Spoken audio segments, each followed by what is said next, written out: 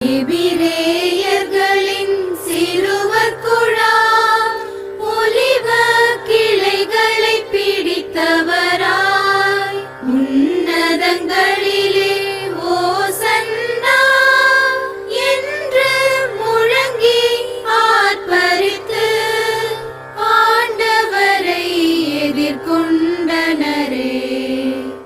மண்ணுலகும் அதில் நிறைந்துள்ள அனைத்தும் ஆண்டவருடையவை. நில உலகும் அதில் வாழ்வனவும் அவருக்கே சொந்தம்.